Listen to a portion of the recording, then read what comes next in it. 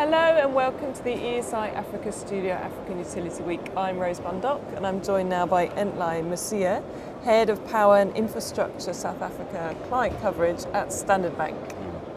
Thank you for joining us. Thank you. Ntlai, you've been around the event for the past couple of days in various different sessions. What have been your findings so far from the show? Well, thank you. Firstly, I think we've really enjoyed this event. It brings all the top decision makers together. Of course, there's exhibitors and so forth, so it offers a lot of value for delegates and the public who participate. But we've also had very bespoke events that we at Standard Bank make sure that we participate in, contribute to the discussion. So, we've had our own CEO forum within AUW. We've participated in the Power Africa initiative. We've attended the DTI Sanea Gas Initiative launch and various other launches by private companies. So we have found it very engaging and very exciting. So what's been the tone of conversations? Positive about Africa's growth this year? Yeah, I think there are some headwinds that African governments are facing, and this affects the utilities as well because, obviously almost all of them are state-owned. But there's also a lot of enthusiasm about things that are happening like gas programs, rolling out of new renewables, initiatives such as scaling solar, which is happening in Zambia, supported by the World Bank. These have shoots of optimism that have come up.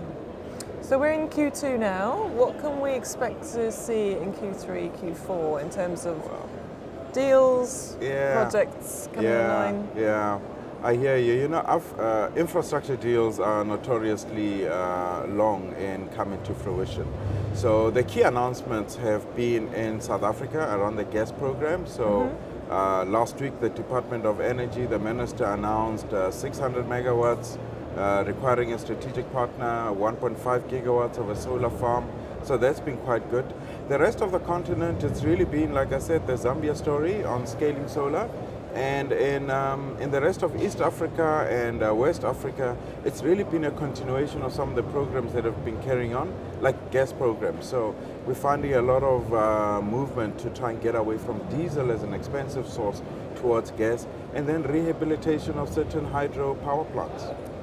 Okay, and what about in terms of options, financing options? What's out there at the moment?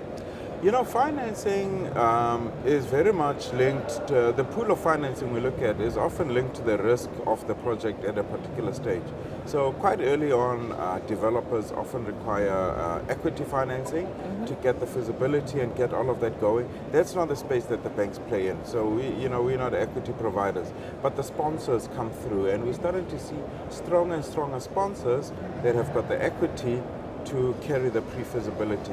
When it comes to senior debt, which is what we do, the projects are huge. The first port of call is always the DFIs. We call upon the DFIs to be part of the project, to take on the longer tenors of the project, which is the duration of the debt. There are a number of years that are out there for the debt, and we tend to take the shorter tenors because we are governed under Basel and Basel regulations and so forth. We're seeing ECAs very active on the continent, and then we're seeing pension fund money, so local money starting to be deployed into projects as they get de-risked and they get refinanced going forward. Okay.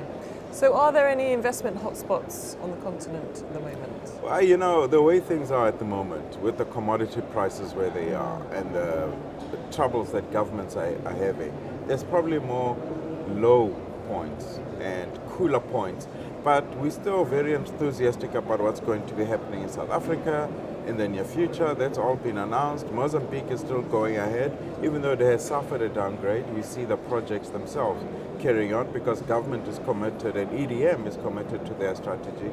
Kenya is going great guns. A lot of the oil-producing countries, have suffered a bit of a setback, and there's budget adjustments happening in Nigeria and in Angola, so we expect a slowdown there. Projects like the Inga 3 in the DRC, who knows? There's a lot of talk about it, there's a lot of market interest.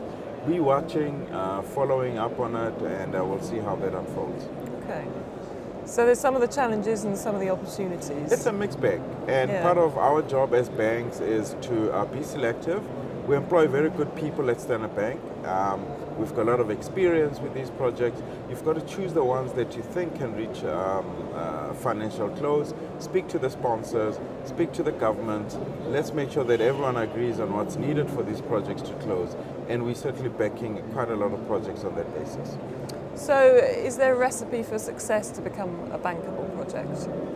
Yeah, there absolutely is. And we are always very clear and firm about this, that the more we can repeat our statements about what it needs, the more it's likely to happen. Number one, government plays a big role because these projects require a sovereign underpin or strong buyer support. That might be a private company, of course, with private PPAs. Government plays a key role. The environment in the country, the macroeconomic environment must be conducive for investors. So, rule of law and currency. You need some stability around the currency, other ability to hedge or to pass that risk on. And then the program that government embarks on. It must be clear because these projects require significant investment, and investors want to know that for the next 10, 15, 20 years, there's policy certainty, there's tariff certainty, and there's legislative and regulatory certainty. So that needs to be clear. I think what also helps a lot, we tend to find, is if there's a clear political champion in the country who says, this is the position of my government, I'm a senior government official, this is the way that I'm driving, then people almost know that's the railing point. That's the guy or the lady that we can count on, that issues the statements, and we listen to what they say about what the next step is. In the news yesterday, we heard about Nigeria saying that it can't afford solar, can't afford to fund solar. What's your opinion of that? Solar, and I spoke about this as well in the panel that we had yesterday with the CEOs of the utilities.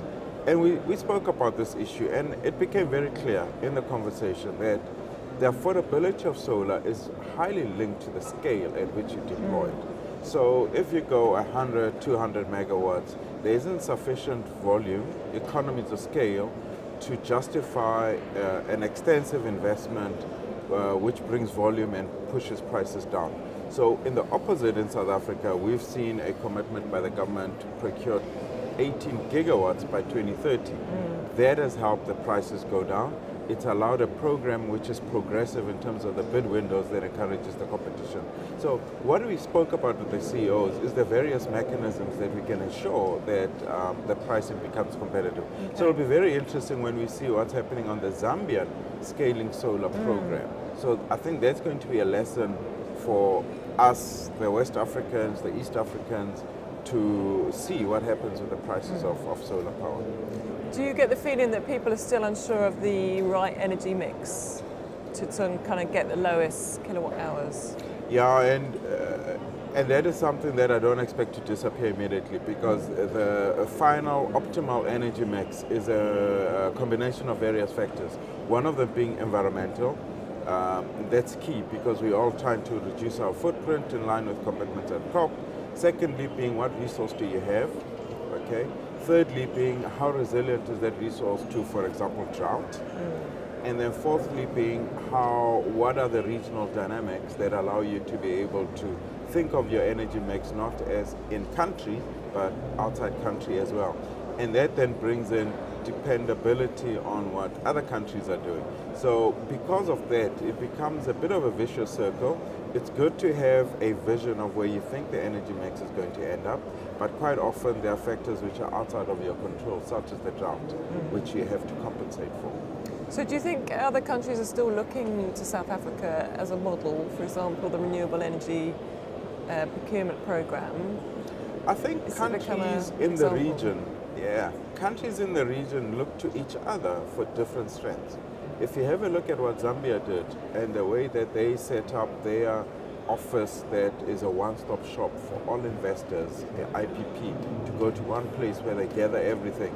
You know, in contrast, in South Africa, we did not achieve that to that extent.